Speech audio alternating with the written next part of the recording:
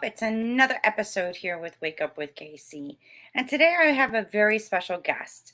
And actually, I've been waiting to have a guest like this person who is very successful in life, millionaire, had everything going for him. And then something happened that transformed his life and makes me wonder about others like him. And he joins us today to share that with us. Please welcome Jeff Raisley. Jeff, welcome to the show. Hi, Casey. Nice to be with you. Well, you reached out to me and I read your email and I was like, oh my God, you have so many accolades, so many accomplishments. You were in the law, you had a law firm, you had everything. Like you were very successful, married, two kids and whatnot. Can you share some of that with the audience and then we'll go into what happened?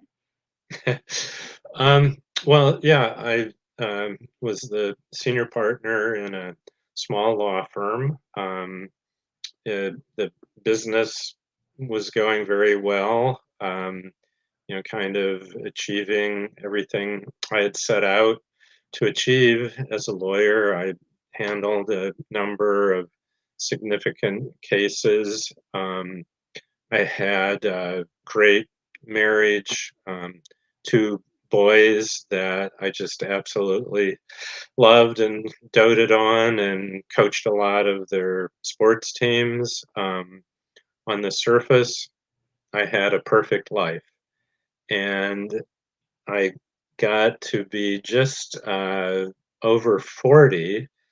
And even though on the surface everything seemed to be so perfect, I this growing sense of is that all there is was starting to disrupt my peace of mind. And my wife noticed this, and so one day I came home from the office, and this occurred after I had become, I think, something of a pain in the ass by manifesting midlife crisis symptoms. And she slapped a brochure down on the table in front of me and said, "Why don't you go do this?" And the brochure was to join a trekking group and trek the Mount Everest base camp trail in Nepal. So she was basically saying, "Why don't you go take a hike, buddy, and do it on the other side of the world?" Well, that has a great sense of humor to it. Instead of go take a hike. No, literally, go take a hike. Here, you go to the Himalayas, the Mount Everest, and whatnot. That's cute. It, you know, was it because of stress? Was it because you you mentioned a gnawing or something eating at you that was disrupting your peace of mind. But could it been something even deeper that was trying to wake you up or grab your attention? Yeah, I think you kind of alluded to really two different levels, which I think is right on. On one level, I was living under a lot of stress, just juggling all these balls. The business, all of my cases, trying to be a very involved father and responsive husband. Um, so there was a lot of stress and anxiety that just goes with practicing law. And I added to it because I was also serving as a director on several boards. And I was also very active in our church. Um, but that deeper sense that you were alluding to was I had gotten disconnected from something that had been very important through most of my life from the time I was a teenager, which was being an adventurer, and which usually played out through adventure travel. But it adventure satisfied what I think of as a spiritual need, not just a, kind of testosterone, adrenaline fueled kind of adventure. Um, but I think of adventure as having a spiritual dimension to it as well. And my wife recognized this was missing, that had been something that had been a strong theme in my life, and I had just, I was ignoring it. Well, do you think, like, knowing what you know now and everything that you experience, it's like being in a program. Like, everybody's running around like robots, doing like the same thing, and they're missing out on living life, enjoying life, getting into nature. And like when you went on, and you'll share it in a moment, when you decided to go on these adventures, it's almost having the, and it's a spiritual thing, but to me, it's like connecting to the nature, Mother Nature. And you get grounded, you get centered, you get clarification, and you have a lot of realizations during that process. Was that, safe to say, true in your experience and what Yes. you know now? Yeah, yeah, exactly. I while I was, really into the career building, law practice building, I worked out regularly, but it was mostly in the gym or maybe riding a bicycle on a trail, or occasionally kayaking on the river that's behind my house, which was really the closest to kind of a real nature experience I would have during that period of time. But yeah, I grew up on the edge of a small town. There was a river behind our house. There were woods all around us. And in fact, there was a one period of time that my nickname was Nature Boy.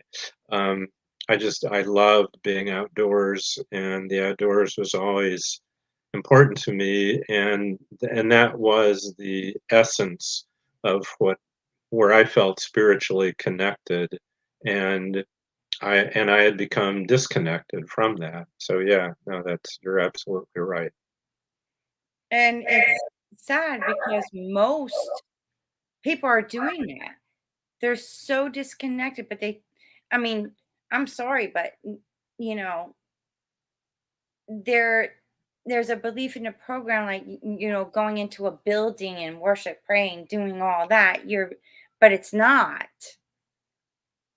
That's we're spiritual beings. We're connected to everything and everyone energetically, spiritually, and it's part of that program. And it's like, how do you wake up and I guess have that light bulb moment or that aha moment, to do something different like you did? Yeah, well, in my case, it took, like I said, kind of a kick in the butt by my wife, um, and I do think people should, pay attention to those who love them and take hints or explicit advice when it's given. Um, but the other thing is to just, not get disconnected from whatever your spiritual source is. And yeah, I think, fundamentally it is nature. I do think a lot of people can find a sense of calm and uh, and I would say a spiritual connection within church and worship community, and kind of those traditional ways through religion. I also think that can send you down the very wrong path. Um, but yeah, for me, by taking that trek in the Himalayas, it reconnected me so deeply that I ended up going back 14 times and starting a foundation in Nepal, and it really sent me down a completely new path in life. Although, in a way, it was connected with a path I had been on earlier in life. Isn't that, like, amazing when you connect the dots? I keep telling my audience, if you just connect the dots, you'll find, because we get also programmed, go to school, get good grades, get a good job, work hard for your money and whatnot. But they miss, like, little pieces of, recognizing what you're passionate about, and let like helping and guide them and them to focus on what they're passionate about. Like in your case, you loved nature. Well, if I was your mom, I'm like, you love nature so much, you're the nature boy, we need to find you something that you could do to create an income with, and find so you stay in that what you're passionate about, because once you're passionate, it's not really work, but you got to live. So let's find a way for you to continue that so you can be in that and see where it takes you. You know what I'm saying? Yeah, I think really there's two different ways to do that. One is if you can find a way to combine your that passion with work, I think that's wonderful, but I also don't think it's all that common. I think it does happen with some people, and those are very lucky people. But I think the other way is you have a job that you do, um, and that pays your bills and that supports you, your family, but that's 8 hours a day. There's 24 hours a day. There's normally 16 waking hours in a day. So there's plenty of time outside of work to be outside gardening or hiking or kayaking, whatever. There's all sorts of ways and time outside of a job that you can be connected with nature. You can do whatever it is that grounds you in a spiritual sense. So, um, I'm sympathetic to people who need to work that 8-hour days to support their family. But I also think you're right that you don't want to let go of where you find that source of real power and passion and creativity. Otherwise, as you said, you're just sort of living out a program. You could Yeah. yeah, you could just be a computer program that somebody else has designed. Right. Right. Because it's like, there's like so much more I can go deep on that. But please share, like, okay, your wife gives you a brochure. Here, take a hike, literally. And go trek to what is it? The Himalayas. Uh, so you get there, you sign up, you get there. Share with us that experience. And then, what did you realize when you got there and did what you did? Well, I live in Indiana, so it's not like there are mountains around here. We do have some hills, but I mean, I had traveled through mountains before this, but I'd never really spent time in the mountains at all. I'd never, been on any sort of a mountain climb. So we fly up into the Himalayas, and you disembark from this little prop plane, and you just start hiking with a pack on your back and with a crew of porters and a guide and other trekking team members. And you are in the most spectacular mountain range in the world. You know, the 10 highest peaks are right there visible to you day after day as you're trekking towards Mount Everest.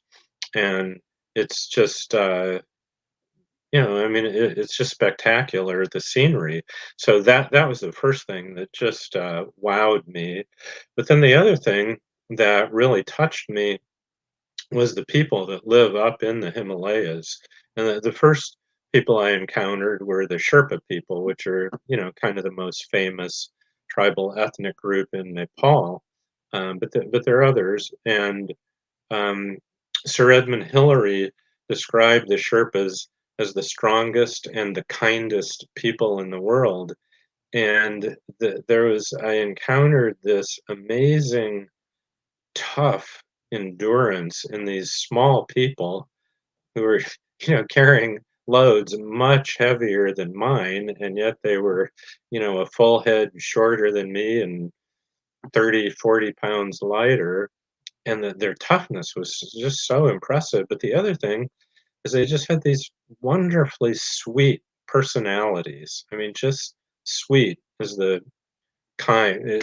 Hillary called it kind, but it was just this really kind of sweet, attractive personality. And so I not only fell in love with the mountains, but I fell in love with the people who live up in the mountains. The Sherpas are Buddhists, so that was my first encounter of what was their religion, what was their spiritual connection. But then I got acquainted with other tribal ethnic groups, and the one I ended up spending most of my time with and working with through a foundation are called the Rai people. And I found their spirituality even more interesting and compelling than Sherpa Buddhism, because the Rai people are animists, and they are nature worshippers. They don't really have a formal religion, they don't have a holy book, they don't have, churches, temples. Um, they have some traditions and they have stories, uh, but they think God is in everything, everywhere. Everything has spirit, which makes them super environmentalists because you have to respect everything in the whole world. And you have to treat it with respect, and that just wowed me. The the beautiful ethic, the way that the Rai people lived. I really just I wanted to spend more time with them, and so that's why I kept going back and started a foundation working with them. Wow. And you have like several books. You've been on several podcasts. Um, and during you even teach a class on philanthropy based on, setting up foundations and things like that. What was the purpose for you to do that? Well, the thing about Nepal that almost everybody who visits there finds is that we love the country, we love the people, and we also realize how poor they are. Um, Although they're spiritually rich, they're materially poor. Um, Many of the villages still to this day don't have schools, don't have running water, don't have electricity, and so when I got connected with this one particular village, because in 2006, a mountaineering expedition I was on, all of the guys that were our support staff, the porters, cooks, guides, were from this one village called Basa. And they told me that they had a school that had just started a couple of years before that, but it only had 3 grades, and they wanted to add a fourth and a fifth grade. And if I would raise or donate $5,000, that would pay to add 2 classrooms and pay the salaries of 2 more teachers for 3 years. Which, I mean, you think $5,000 to, Wow. pay for the materials for a class, 2 classes and 2 teachers. It's anyway, so I did that, and I wanted to kind of raise the consciousness of friends of mine who were mostly other trekkers and climbers, and so a bunch of us contributed to that. We actually raised about $6,500, and I went back and, uh, you know, made the donation, and then the people in Basa said, "Well, we don't have any lights." And we look across this huge valley, and we can see these flickering lights across the valley. And the teacher said, when it gets dark, our students can't study anymore, and we can't prepare our lessons because it's too dark. So that turned into a hydroelectric project.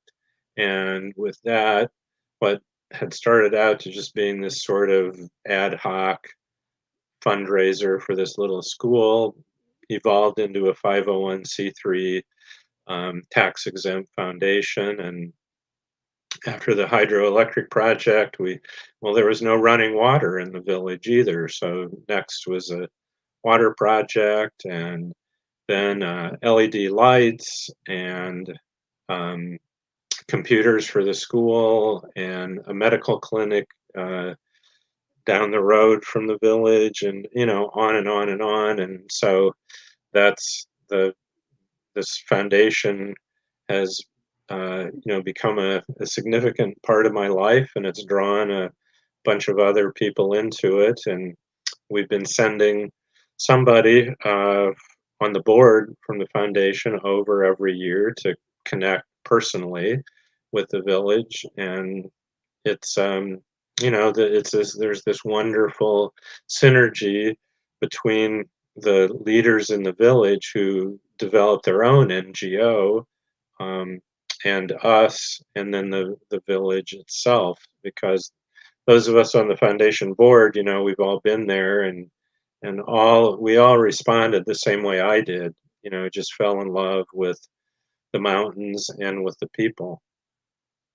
So it would be safe to say then, when you look, up the mountains, in the Himalayas, and you could see it, through your Google search or read books, see pictures of it.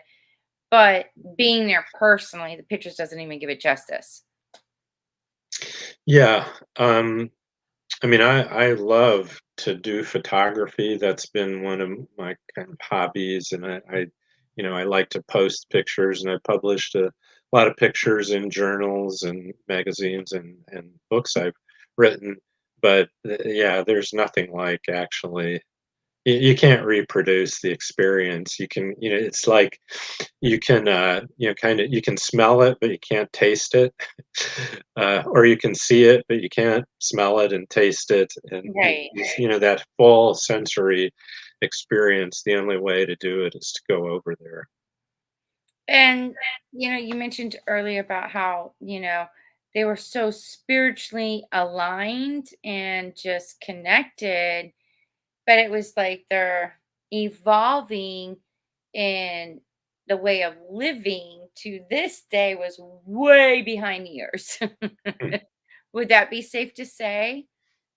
Yeah. I mean, the first time I went to Basa, and this was true of many of the villages I've been to in the Himalayan region, is, there's no running water, no radio, TV, cell phones, computers, internet, not, no electric lights, no vehicles with wheels. The way they farmed was to either use a hand plow or rope their plows to a water buffalo. um, they were living the same way they'd lived for hundreds, 1,000 years. Nothing had changed except the school. And the interesting thing is the reason life in Basa had to change and they had to come into the modern world to some extent is a medical clinic had been established a 2-hour walk from the village. And because they now had access to modern Western science based evidence, what had been 3 out of 4 infant deaths, so their infant mortality rate was 75%. 1 out of 4 lived. It reversed. 3 out of 4 were living. Life expectancy went from about age of 50 to mid 60s. So many new mouths to feed, older people living longer. The village, because it was based on subsistence farming, could not support all the additional mouths to feed. And so the village elders realized we're going to have to send some of our kids away. We just can't, everybody can't live here. So they realized we need a school so that they can be educated and have a chance of getting a job by, being literate, being able to do arithmetic and so forth. So they started the school. Um, and then eventually they got access to regular birth control. So the big population spike in one generation has gone back down, and the village is getting back to being sustainable um, in its numbers population. But a lot of the kids who are now oh late teens through their 20s had to leave the village. And so it's this funny sort of two sides of a coin. On the one hand, the encounter with the modern world was wonderful because it increased their life expectancy, more of their babies were living, but it had the downside of overpopulation, and the village could no longer sustain all of its members. And that's it's Basa's a microcosm of what we used to call the third world. That's happened all over, Africa, Southeast Asia, Latin America, um, and so once once medicine comes that's going to reduce infant mortality, increase life expectancy, population is going to increase, and now your traditional way of life, which maintained this sustainable um, community, it doesn't work anymore. So how do you adjust? So what we've tried to do, and we've really tried to be very intentional about this in Basa, with an understanding of the people in the village and our foundation, is that the foundation will only respond to requests that they make. So we're not going to say, oh, you need to have a road built and electrical vehicles come to Basa. But if they say to us, we want computers for our school, then we will try to help them with that. But at the same time, there's a commitment on both sides to try not to affect the traditional culture.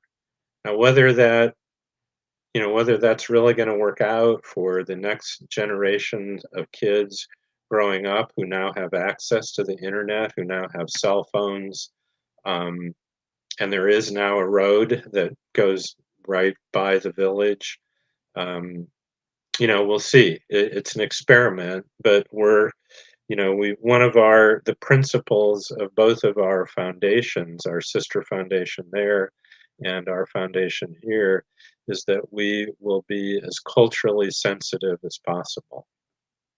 Well, then I have a question then. You know, and I have the saying, if you don't learn your history, history is destined to repeat itself. You're destined to repeat itself. And then, yeah, there has been traditions through history that, you know, becomes extinct. It doesn't work. And there's even some things here in the United States is like you're operating in old tradition and old ways and old, it's like programs and beliefs, a system that's broken, that's so outdated in this time and period that we live in now. So it's like, wow, you know, these tribes, granted, yes, they're very spiritually, but how can you keep doing the same thing over and over and over again for hundreds of years while everything else is changing and evolving? You're staying stuck here, while everything else is over here. You Does that make sense? Yeah, and I mean that's actually one of the major themes I've addressed in the two books that I've written specifically about, my experience in Nepal and how the Basa Foundation has evolved. And th- what I have tried to promote is we modern Western civilized people can learn a lot from these so-called primitive people because they are so much more spiritually grounded, so much closer to nature, um, and they can learn from us because we have all this, modern technology that can improve uh, health and education and all those sort of objective metrics of quality of life. um, and so what we've tried to do, and everybody involved with our foundation agrees with this and has experienced it, is we have responded to what we've learned from them by becoming, more reconnected with nature and, respecting nature, um, and feeling that sort of, reconnecting with that what was lost in really in contemporary consumer culture, which is all about just comfort and consumption and reconnecting with that more grounded way of life. And at the same time, the people in Basa are coming into the modern world and bringing into their lives what they see that we have that they would like to have that they think will improve their lives and especially the lives of their children. So how, if there is a happy place in the middle or a happy synthesis, a more positive synthesis from this, this really interesting cultural encounter, time will tell, but I would say, so far it's working. Wow. Kudos to you and your foundation. I mean, it's like kudos to them because they lasted this long, but they can't keep doing the same thing. Kind of thing. Yeah. It must crazy. Crazy. Well, you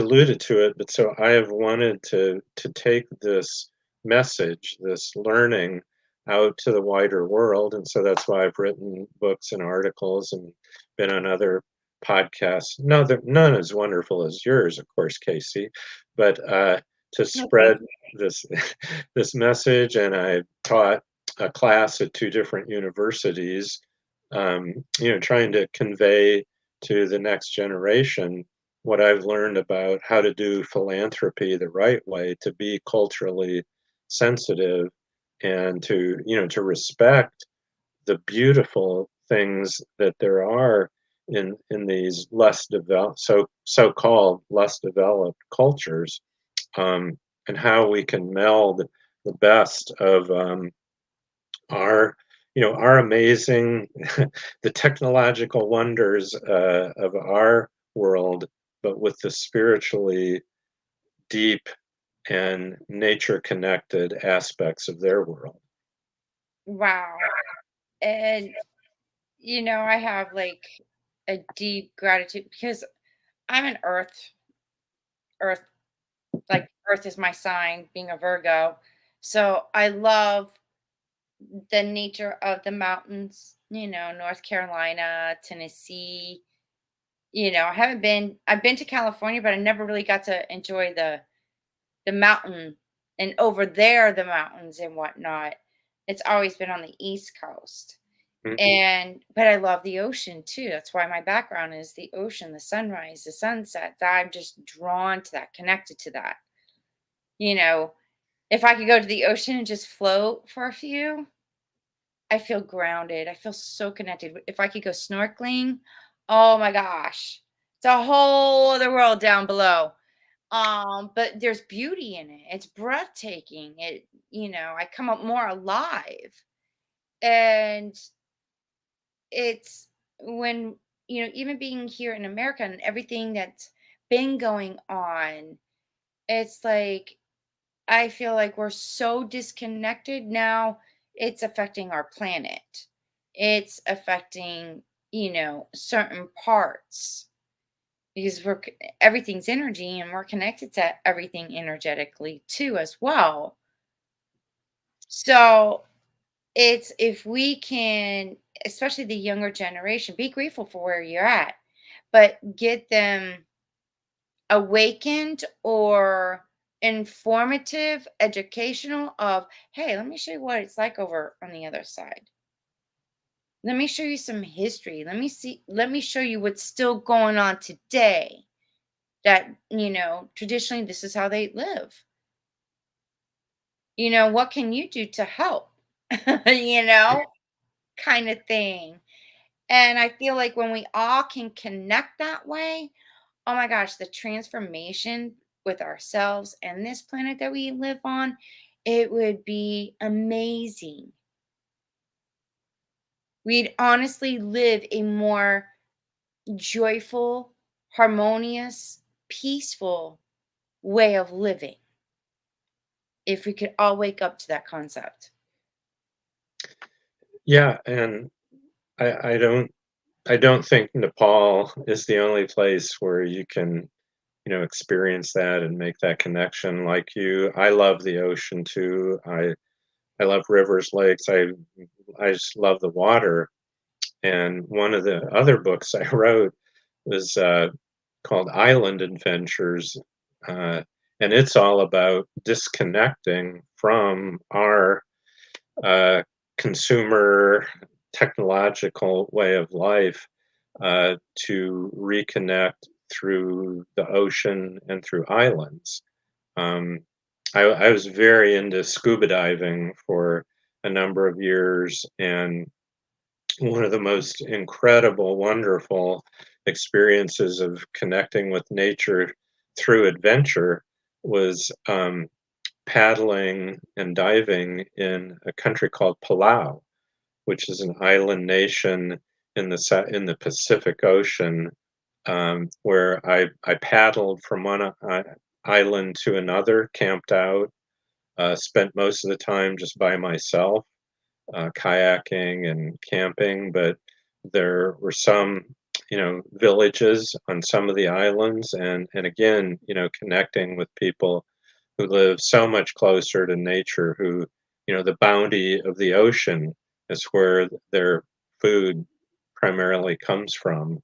And so, yeah, there's all sorts of different ways that you can disconnect from consumer programmatic culture, um, and reconnect with nature. And yeah, I respond to the ocean the same way you describe. Oh my gosh, and I think that's the problem with most. I'm going to say human beings. They're so stuck in a program they don't take time, like you said, to connect. They lost sight of it, or they're just so programmed and asleep. I would say they're sleeping still. But when I can, oh my gosh, I feel so energized, and then I get clarity, and my creative senses come in to where I'll come down and take notes. Oh, I could do this for this, for this project and do this for that project. And oh, I could do this for that. And I write it down. I'm like, okay, that makes sense. Okay, I'll get to it.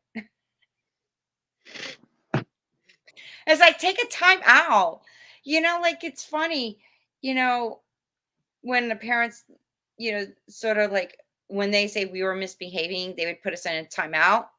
Well, now I'm an adult and I'm like, I'm putting myself in timeout. I'm going to go snorkeling somewhere or I'm going to go to the beach. I'm going to put myself in timeout. You know, I find myself in like, yeah, put yourself in timeout.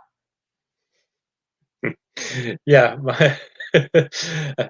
I'm not sure my kids would agree with you. That well, they're grown up now. Maybe they would, but um, yeah, exactly. I mean, that's your time out is equivalent to my disconnect. Yeah, disconnect from your busy programming, your busy life, that your routines, your habits. Disconnect from that and get back to your true authentic self, connecting with that. Yeah, in business, the term disruption has become very popular within the past few years, and at times I find it kind of annoying.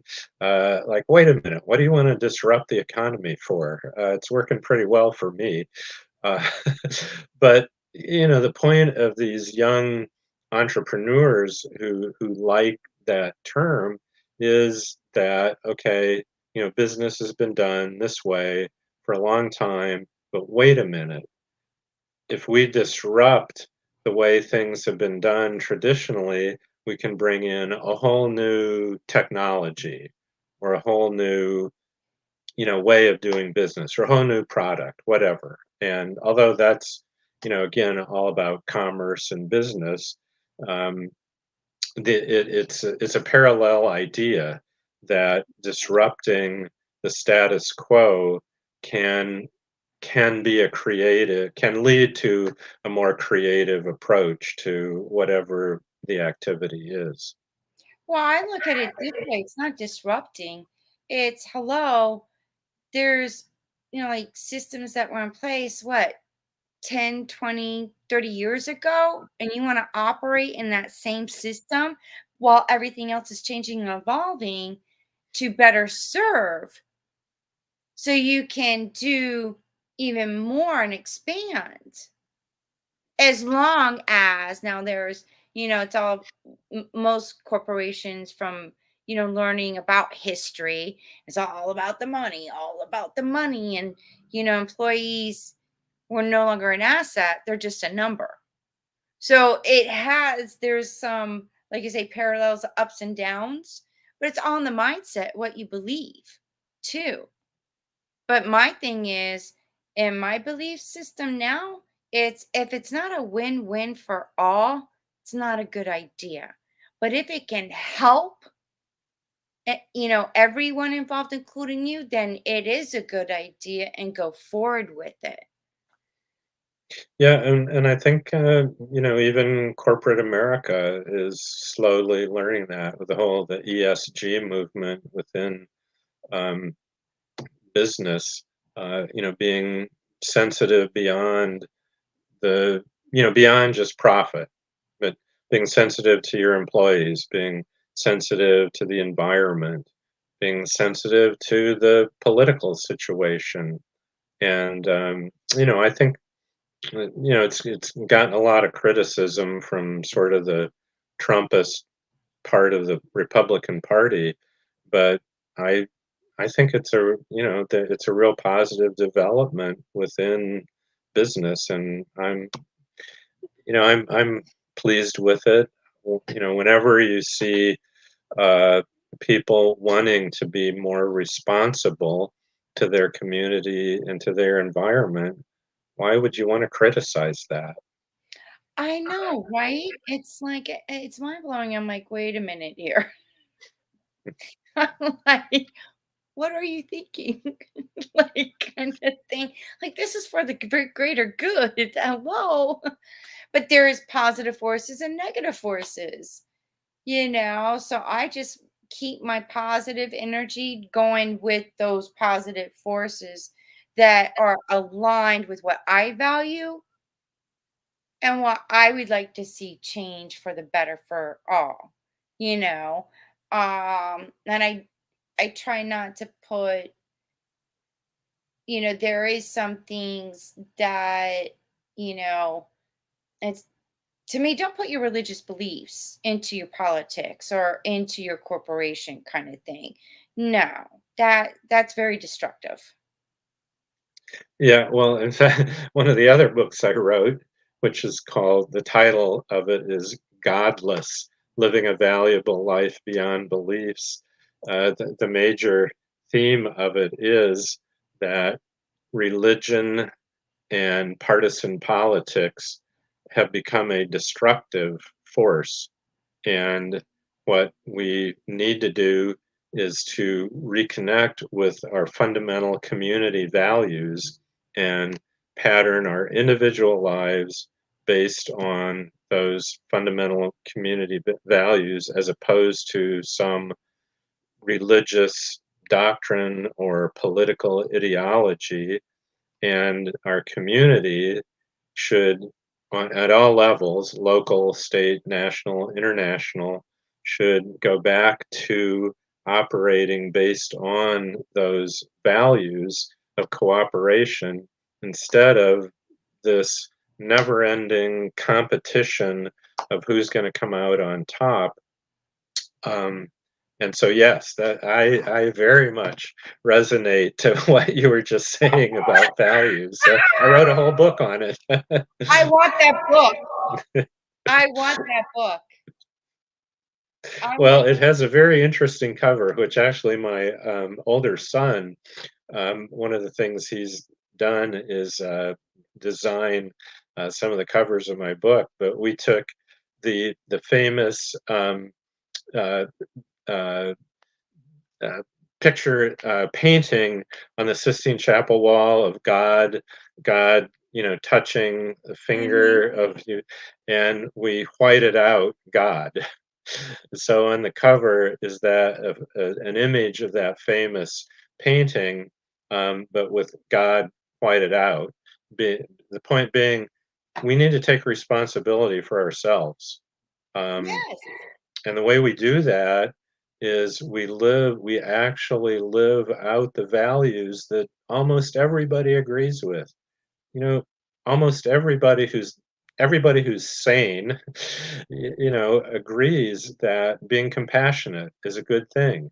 Being generous is a good thing. Being cooperative instead of competitive, unless it's in a sport or a game, of course, then competition is great.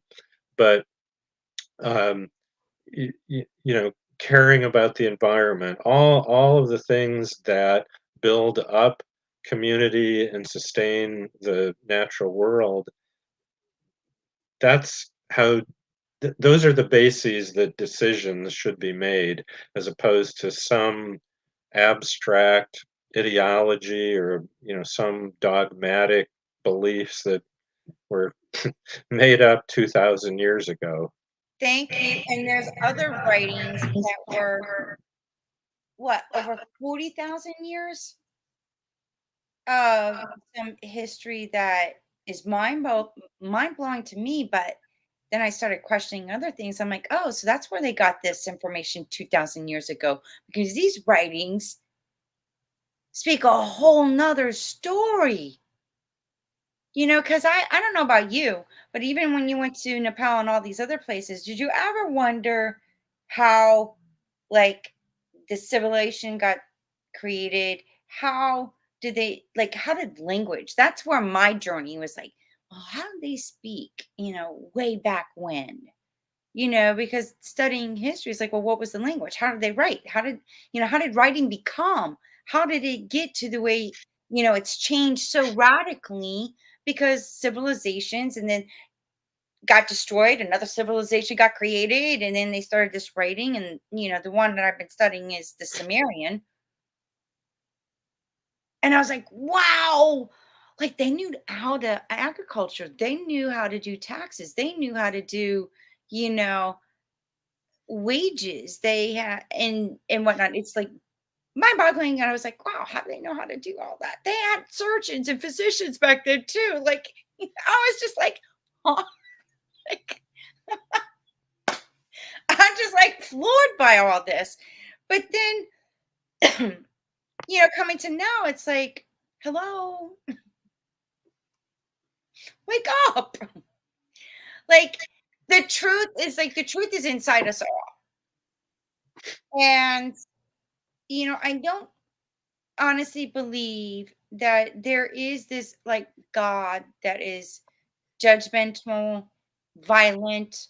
hateful, because then I was told, well, God loves all his children. I'm like, oh, really? Then why is God allowing all this hate to happen and all this violence to happen and this separation and this division? I'm like, I don't think God created that. Man did.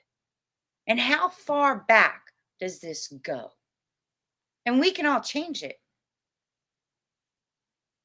and realize that, oh, now I see where that came from. I don't want to be in that program. The more we wake up, the more we can connect, and then, we can make the change for the better. There doesn't have to be competition, you know, in division or even hatred anymore. It Yeah, didn't well, work then. It's not going to work now. It's still not working. yeah, unfortunately, the competition too often turns to violence. I mean, look at Russia, Ukraine. I mean, we're nearing war with China because of the economic competition, and um, It's a the, power yeah, struggle. It's actually right. a masculine pissing contest. Mm-hmm. That's what it is. Yeah. I like to bitch slap them all and say, you know what? You need to get in touch with your feminine side. Well, and or you can even release it from the binary gender distinction to just cooperation versus competition. I mean, Mhm. why not be cooperative, which is certainly more associated with the feminine, but that's what's positive in my mind about the feminine as opposed to sort of the traditional masculine associations is the cooperation tends to be more associated with the feminine. But the going back to why are we this way, and how and what's the association with religion? The if you think about the logical contradictions in what religion tells us. I mean, for example, the monotheistic view of God that says God is all powerful, but God loves every single one of us, and God knows what will happen before it happens, and God is like a loving parent. Okay, wait a minute. What loving parent would allow his children to starve to death, would allow floods and hurricanes and tornadoes and earthquakes to destroy and allow his children to slaughter each other? Okay, wait a minute. So does God not know what's going to happen? So God's not omniscient, or is God really not loving? And if God's not loving, then why the hell would we worship him? Yeah. Um, but so that yeah, I mean that's the first third of my godless book is to sort of go through and show the logical inconsistencies and the ridiculous places that that kind of thinking leads. Yeah. You know what? Thank you for writing that book. I cannot wait to get a hold of that book. I'll be like, oh my God, Jeff, this is so cool. This is like, yes, that's what I was asking. That's like the book that I read, Conversations with God Hmm. from Neil Donald Walsh. And I was having those same kind of questions that he was having because he was frustrated and venting with a pen and paper. And all of a sudden the pen stopped. And, he heard this voice say, well, are you tired of venting? Are you going to continue venting? Or do you want to know the truth? Hmm. And And he's like, what oh, yeah, what was the truth? well, that, that what we believe is God is not the truth. And that God is the essence, life force energy. It's just energetic. There's no masculine, there's no feminine. He's just observing through us all and experiencing life through us all. You're God, experience life in your form. I'm God, experiencing life in my form. Yeah, and a question that I raise in the book is whether we would be better off with just ditching the term God. The my my Rai friends in Basa, um, they talk about spirit, Mhm. and they'll sometimes use the word God because they know that's the word we use, and they'll say, "Well, like God is in everything," but they're just talking about spirit. It isn't like this God that you worship, um, or that's explained in some holy book, or that some preacher, pastor, minister, rabbi, um, imam, has to uh, translate for you or speak on God's behalf. It's just that if there is a um, an animating force within the universe, then that's we can call that spirit, or we don't even need to call it anything. It just is. Right. And And the like you said, universe is I a am that I am. So yeah, are like you. It. yeah. So I know it's not going to happen, but I think we might all be better off if we just ditched the term God and went back to that, the much earlier way of just relating to nature. This is just, this is the world the way it is, and we need to respect it, and it's awesome, and we should be grateful for being alive in it. Yeah, it's there is something that Dr. Wayne Dwyer said, you could be either the host of God Mm. or a hostage to your ego. It's your call. I'm just I had this concept now. Once I got my head around it, I was like, wow, okay, that makes sense. I'm just a divine spiritual being, sexual being in this human being. There is a spirit, life force energy in this machine that I get to be in and just live life. I got that light bulb goes on. I'm like, wow, now I can make some changes now because I don't like the way, I don't like knowing what I know. Like knowing what I know now I can go forward and start like I'm making those changes and doing things that I feel alive to do and want to experience. Yeah, well, I think And that's that what one you've done. that one to experience is really all about what it is to be alive. Mhm. And that goes back to what I was talking about, how a sense of adventure is spiritual. Mhm. Otherwise, you're just sleepwalking. And one last thing before we wrap this up, during your journey and everything and this so-called midlife crisis symptoms that you were experiencing and you had to go take a hike. I love that. Did your values change? Like what you valued before no longer seemed to, like of importance to you. You made some changes in what you valued after all that experience? Um, it wasn't so much that what I valued changed, it was what I was focused on changed. I mean, I still value having money and having, being able to enjoy the fruits of my labor, um, because it gives me the freedom to adventure and experience. I don't really care that much about things. I mean, I still wear some clothes that I had when I was a teenager. Um, so my wife makes fun of me for not wanting to throw things away, but so but yeah, what really changed, it was a matter of prioritization.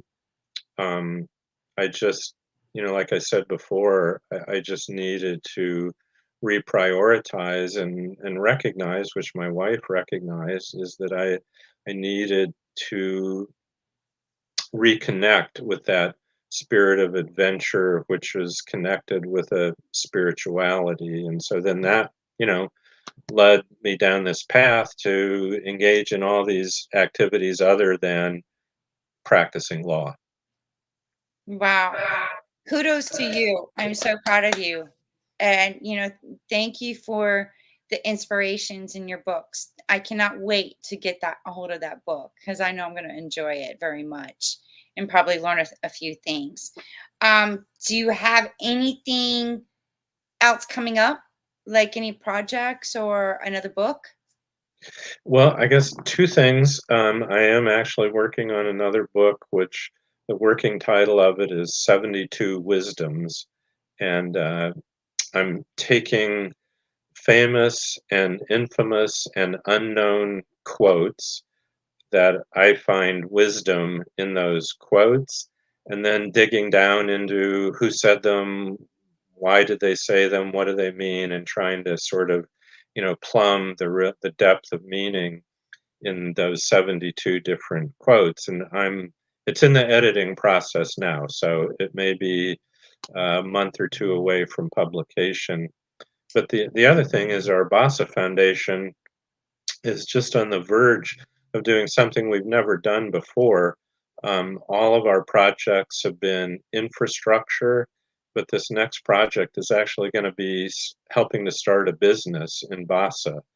And the reason that we're doing this, because I never thought we would do that, is the community depends on subsistence farming, but because a lot of the men work in the tourism industry, and they went from, not even having money to having money because of the men working in the tourism industry. Well, COVID hit, and for 2 years there's been almost no tourism in Nepal. And so this whole village that had become partly dependent on a currency-based economy, didn't have any money. So the village decided it wanted to start a co-op business that would benefit the whole village. And what they want to do is create a fish farm and goat raising. So the goats would produce cheese and milk and yogurt, and the fish would be food. Um, so we're coming close to working out how that project is going to work and what it's going to cost and so forth. So Well, that'll be very interesting because we, in fact, at the very beginning, we thought that, we will never get involved in anything to try to make money. Um, but we've realized because of COVID, the village actually does need a way to replace revenue when tourism dries up. yeah, Yeah. and to sustain themselves. I Yeah, mean, I'm already getting ideas in my head about helping, and I'm like, wow, and yeah, maybe they could do that. I don't know, but that's further down a conversation later. But I'd love to stay connected with you, and I do believe I left a link for anybody interested in your foundation. There's a link listed below. I definitely want to hear more about, the fish farming and the goat stuff. And yeah, let's stay in connection. I would love that. that'd be great, Casey, and it'd be fun to talk to you again when either the book comes out or the fish farm and the goat herd gets established. Yes, because I would like to help, donate and contribute to help them in that way. That's where my Okay. because I love fishing. So I'm like, hey, if I can help them with the fish farm, hey, I'm all.